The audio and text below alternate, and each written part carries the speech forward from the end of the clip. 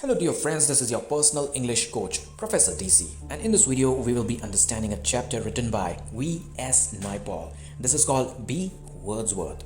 Before actually understanding the story, let's understand the background of the writer. The full name of V.S. Naipaul is Vidyadhar Suraj Prasad Naipaul. He was born on 17th of August 1932 in British Trinidad and Tobago, and he died on August the 11th in 2018 at the age of 85 in London, that is England.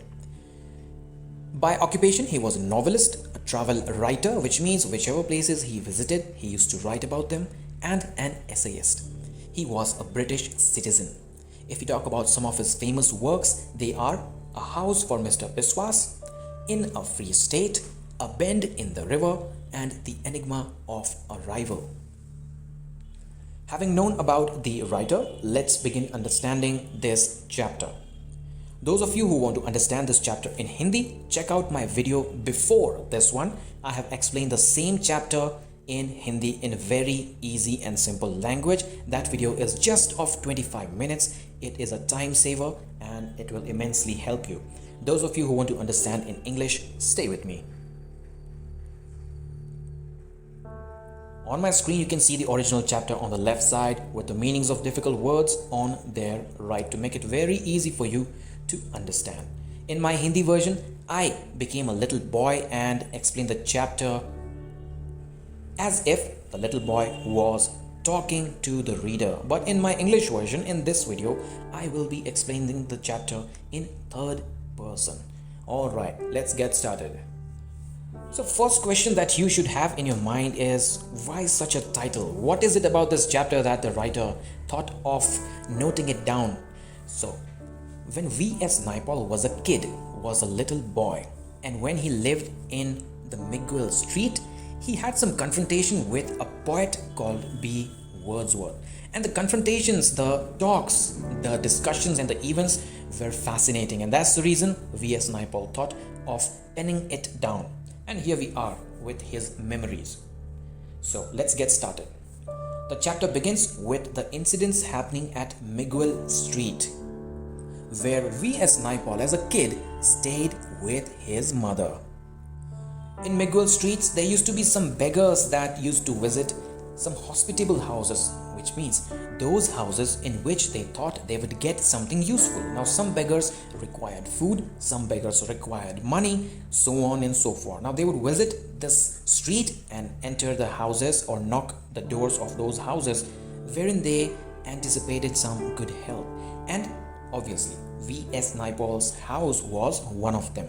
So at about 10, 12 and 2, at about 10 a.m., 12, noon and 2 p.m., three beggars knocked the door of the writer's home, and they were an Indian, an old woman and a blind man, and they got something or the other. The Indian got rice, the old woman who was smoking a pipe got a cent, and the blind man led by a little boy, guided by a little boy, got a penny. So those beggars got something from the writer's house. Sometimes there used to be beggars who were very mischievous and stubborn. For example, there was one person who told the writer that he was hungry. The writer, as a little boy, and his mother gave him meal, gave him good food to eat. But then after that he said, I also want a cigarette. So the writer and his mother gave him a cigarette. Then he said, I will not move until you lit my cigarette. Lit my cigarette and then I will leave the house. So the writer would lit the cigarette of that beggar. And after that, V.S. Naipaul, the writer, states that person never showed up again. Now there was one person who knocked the door at 4 p.m. and he was the strangest one. The little boy, now let me address the writer V.S. Naipaul as a boy from here onwards. Alright, so the little boy had just come from school and he wore comfortable clothes after reaching home, and then he heard a knock on the door. That man asked for permission to get into the house, and the boy observed that the man was wearing neat and tidy clothes and he didn't have a great height. He was wearing a hat, white t-shirt and black trousers. He was neat and clean. He was looking very nice. The boy inquired about the things he wanted. The beggar, or we can say the man. Let's address the person not as a beggar but the man. The man said, I just want to observe the bees that you have in your garden. I know you have some trees and I saw bees, a lot of bees. I just want to observe them. So, do I have your permission to get inside the house and watch the bees? The boy had 4 palm trees in his garden, and those trees were full of bees. So, the boy ran up to the mother and asked her if she should allow that person to come in and watch the bees. Now, who would allow a strange person to come inside the house and watch the bees? Obviously, nobody would. So, the boy's mother comes down and inquires about what that person wanted. The person again said, I just want to watch your bees. But the way he replied, the way he responded, made the boy's mother think, because his response had beautiful English. The words that he spoke didn't sound natural. His English was above average. Now, this made the boy's mother think and question whether she should really reject this man. She thought about it and then decided that because this man looks decent, because his English is good, let me allow him. Let me just do what he wanted. But at the same time, the boy's mother told the boy to keep an eye on that man for any mischief that he might do while he's watching the bees. And the man thanked the mother about the good deed she did today, about the approval, about the fact that she allowed him to enter their garden. Now, as I said, that person was speaking very well, and it was as if every word was costing him money. He would speak everything with deep introspection after giving it a deep thought. And the man and the boy, they sat below the palm tree inside the boy's garden, and they watched the bees for over an hour, just sitting there observing how the bees, they make a hive, and how the bees move from here and there, how the bees work hard. And after that, the man said that he liked watching bees and asked the boy if he liked watching bees too. The little boy denied. The boy said, I don't have time to watch bees. I mean, who can just, watch bees and just waste time? Hearing this answer, the man became sad and he nodded his head. But then he said that he just did this thing. He just observed things around him. He just observed animals and birds and insects. He said he could watch ants for many, many days. Then he inquired if the little boy watched ants. And then he also inquired the boy if he watched other creatures like scorpions and centipedes and millipedes and all those things. The boy denied. The boy found it weird to watch these little creatures. The boy asked about the occupation of the man. What did he do for a living? The man said that he was a poet. The boy tried to ensure if he was a good poet. The man said with confidence that he was the greatest in the world, the greatest poet in this world. The boy inquired the name. To that, the man responded, B. Wordsworth. And he also stated that B stands for black, not Bill. And then he said that White Wordsworth was his brother, and they had the same views, same thoughts, their opinions were the same. And then he again said that he could observe a small flower and cry, like the morning light, like when the sun comes up and it spreads light throughout the universe, and the amazement that comes along with the sunrise. Similarly, the writer was, or we can say the little boy was amazed to hear that this man could observe a flower and cry. The boy asked, why do you cry? What's the point watching a flower and cry? How does it make sense? To that, the poet was feeling a little hilarious because the man responded that he could cry for everything. He said that if you are a poet, you can cry for everything. He also told the little boy that when he grows up, he will know why a person cries. Then the man asked the little boy if he liked his mother. The boy said, yes, I like her, but only when she is not beating me. After that, the man pulls out a sheet of paper on which something is written and tries to sell what's written. Now, he had a poem about mothers, the greatest poem about mothers written in a piece of paper that he wanted to sell to the little boy. The boy ran back to his mother and asked if she wanted to buy. The mother was furious and she said, tell that man to get out of the house, just push him out of the house. But the boy didn't tell this to that man. The boy told the man that his mother did not have enough money to buy the poem. B. Wordsworth said that this was the saddest thing any poet could hear, that a person did not have money to buy the poetry. And then he put back the paper inside his pocket, but he didn't feel bad. He wasn't hurt by this. Now, the boy was really thinking that it is really a funny way to sell poetry, going house to house and observing things and then asking people if they wanted to buy the poetry. So the boy also said that only singers, like if people are into singing, they visit each and every house and they ask for money. Only calypsonians do that, the boy said. And the boy also asked the man if anyone bought these poems. The man said no, nobody has bought even a single poem, even a single copy. The boy said, then why do you do this? Going into each and every streets and houses and then bargaining for the price and selling poems. The man said that because I like to watch things, I observe many things by visiting each and every house, and I also wish to meet poets. I always ensure that I meet good people, and especially poets. The boy asked the man if the man really thought that the boy was poet himself. The man replied that the boy was a great poet just like himself. And when B. Wordsworth left, the boy had some sort of bond with that man, and so he wished to see B. Wordsworth once again. Now, after a week later, when the boy was coming back from school, he noticed a man standing at the corner of a McGill Street.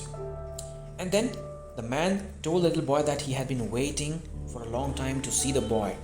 There is a reason to that. But before he tells the reason, the boy asked, "Did you sell any poetry? Did you sell anything?" He denied. Then he told the reason why he was waiting in the corner of that street. He said that, see, I have a house and there are a lot of mango trees, and in this season, right now, the mangoes are really sweet and tasty. So why don't you come over and taste those mangoes? I want you to come over to my house and to invite you. I have been waiting here from a long time. The boy learned that he lived in Alberto Street, but he just had one room.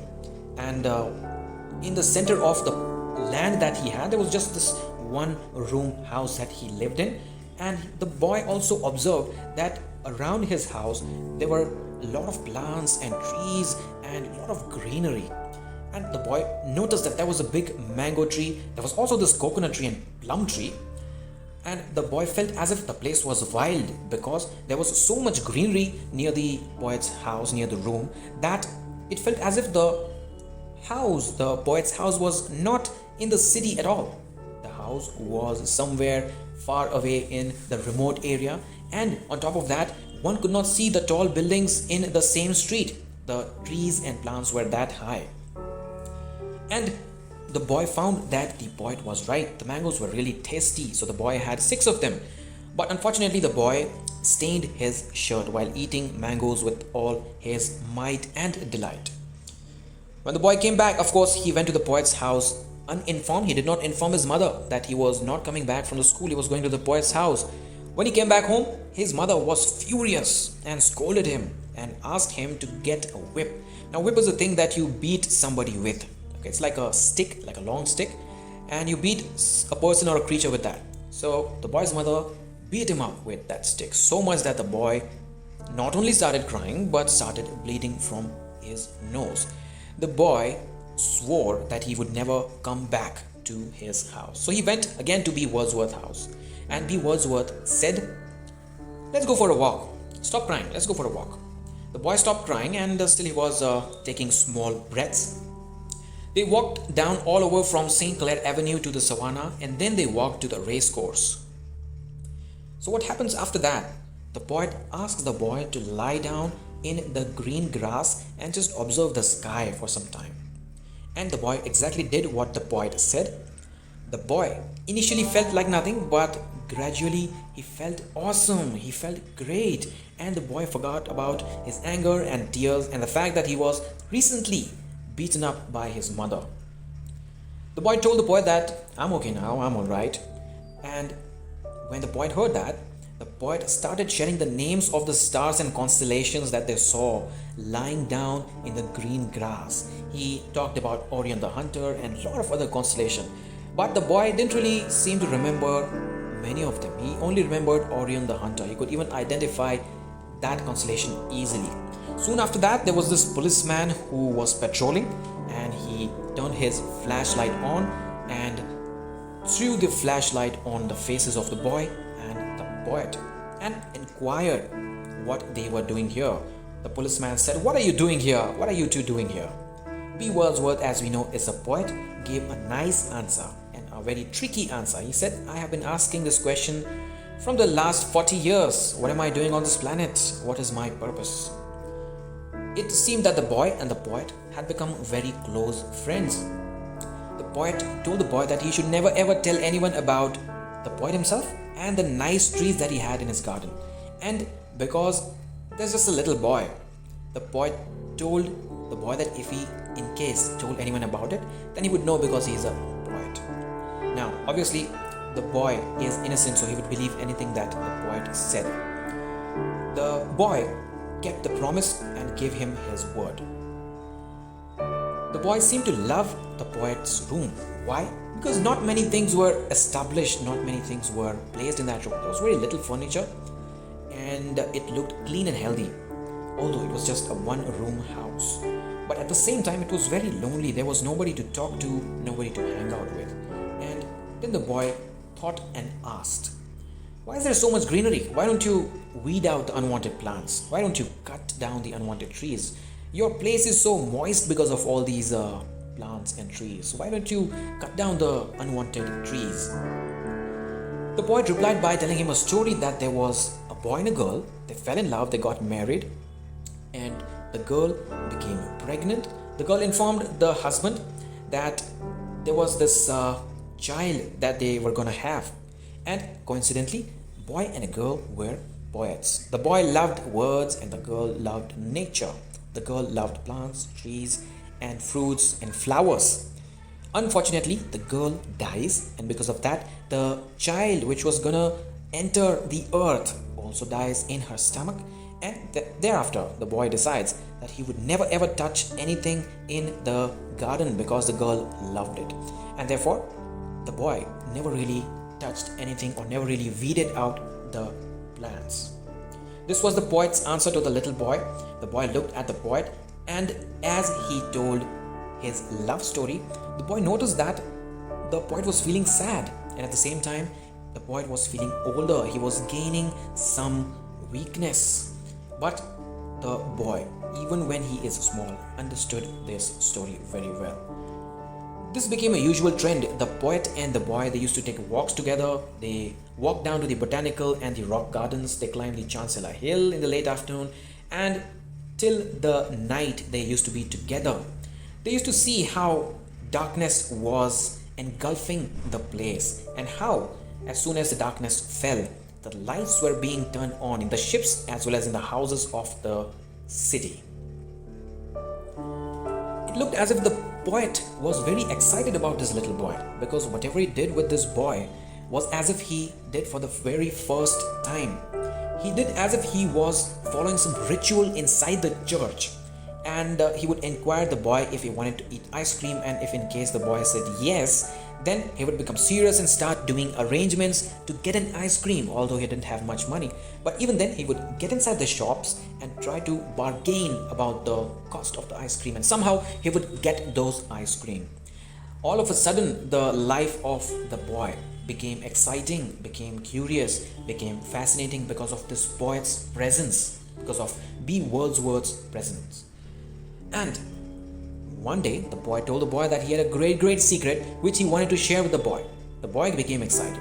But after that, the poet said, "The secret is, I'm going to write a poem. I'm writing a poem." The boy got sad, and he thought, "This is not a secret. It's a very obvious thing. You're a poet. You will write poems. What's so secret in that?" The poet said, "It is a secret because this poem is the greatest poem of the world. I've been writing this poem from the past 5 years, and I plan to write it till the next 22 years. The boy thought that if this is the case, the poet would have been writing a lot, and he asked the same question to the poet. "Do you write so much? I mean, 22 years and 5 years, so you would have been writing too much, I think." The poet said, "No, every month I write only one line, but I make sure that that line is nice, that line is deep and great." The boy asked about the line that he wrote in the previous month. He replied, "The past is deep." Previous month, the greatest line that he came up with is, "The past is deep." The boy liked the line.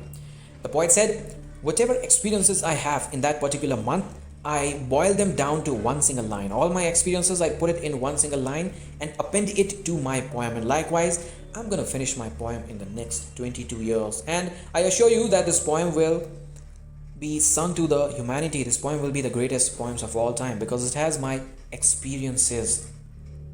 The boy became curious and he was filled with surprise, amazement, and wonder. Now, they also used to walk along the sea wall at the dockside, and the boy asked the poet about a pin that would float or sink according to the poet. Now, any rational person would respond, "Now, this is a pin, this is a metal, it would drown." But another tricky answer came up. The poet said, "The world is strange, just throw down the pin. Just throw the pin in the water and observe what happens." The pin sank. But what's fascinating here is the answer is not, "Okay, it's a metal, it will obviously drown." B. Wordsworth, being a poet, his answers are tricky and deep. And then the boy asked about the poem for the upcoming month. He didn't respond. And he just said, "It naturally comes to me. I don't plan to write any lines, any great lines. Those lines just come to me and I write it down." They would sometimes see the big ships coming into the harbor by sitting on the seawall, and the boy observed that all of a sudden the poet was not at all talking about the greatest poem of all times that he told him about. It had stopped all of a sudden, and the boy felt as if he was losing his strength and power. The boy was filled with wonder because the poet wasn't doing anything. The boy asked, "How do you live? How do you earn money? Because you're not doing anything right now." The poet said, "I just sing songs in the calypso season. I sing calypsos in the calypso season and I get money during that season." The boy thought about it and asked if the money that he earned during that season was enough to sustain for the whole year. The poet said, yeah, it's enough. I am satisfied with what I have." The boy thought about the poem again and asked, "If you finish your poem, the greatest poem that you told me about, will you become the richest man in the world?" He didn't reply. Why he didn't reply, we will find out soon. Why he didn't reply is the answer here. Here is the answer to why he did not reply. So one fine day when the boy went to the one-roomed house of the poet, the boy was shocked to see the poet lying in his small bed. He looked very weak, he lost all his energy and he was getting thinner. The boy, looking at the sight of the shrinking poet, wanted to cry aloud. Now, the poet started talking, but he started talking in such a way as if nobody was there near him. He felt the presence of the boy, of course, but he didn't really act in the same manner. He said, "My poem is not going well. My poem is not going well. It's not really going up to the mark." He wasn't really looking at the boy, as I said. He was looking at the coconut trees from outside the window. And then he told something very deep to the boy. He said, "When I was 20 years old, I thought I could conquer the world. I had so much energy. I had so much power." And then, in front of the boy could easily see that this person is growing so tired. This person is growing so weak. And again, after that, the poet said that this power was long time back. And now, look at me. I have no power at all. I am so weak and so powerless. Hearing this, the boy felt as if he was slapped tightly by his mother. The boy could see clearly on his face that he was going to die soon. The poet tried to identify the boy's feelings. The poet looked right into the boy's eyes and saw tears coming up in the boy's eyes looking at the poet. So he sat up and called the boy near him and said, "I always knew that you could cry. I always knew that you had the poet's eyes," because the poet, when he was a little energetic, he had told the boy that a poet could cry for anything, and now the boy himself was crying. So looking at that, B. Wordsworth told the boy that he always knew that the boy was also a poet. Now, this man is lying on a little bed, so slim, so powerless, not able to do anything. Still, despite of all this, he is not looking sad. All of these feelings were identified by the boy who was sitting there still, and therefore he felt like crying. He felt, why is this man not sad despite of all the trouble? Now, this feeling became so strong that the boy himself started crying loudly. The poet looked at the boy and called him near and asked the boy if he wanted to listen to a funny story. He told the boy that he told him about the boy and girl who got married and who were gonna have a child. All of those things were made up. Those stories were not true. And secondly, he also told the boy that the talk about greatest poetry in the world was also fake, was also something that I cooked up. And he asked the boy if this was the funniest thing he has ever heard. And while he was talking, all of a sudden, the poet stopped talking once and for all. His voice broke. He did not speak any further, which would mean he had died. The little boy ran back to his house crying loudly like a poet for everything that he saw, for the helplessness that he saw. A year after, the boy came back to this street and he could not see anything. He could not see any signs about the poet or his house, and it hadn't really vanished just like that. His house was pulled down by the authorities, and in place of the poet's house and the big trees which had great mangoes, the trees were also cut down. The house was replaced by a 2-story building, and there were bricks and concrete everywhere instead of the nice green trees and plants. And looking at all of this, the poet V.S. Naipaul, as a little kid, thought that it seems as if my friend and my poet, B. Wordsworth, never really stayed here. It vanished in an instant. Everything disappeared in an instant. So friends, this is the story. This is the incident that V.S. Naipaul as a kid had with B. Wordsworth. I hope you understood this nice little chapter. This is very easy according to me. If not, then you can ask me in comment section and I will try to solve all your doubts. I thank you for watching and I hope you have a great day.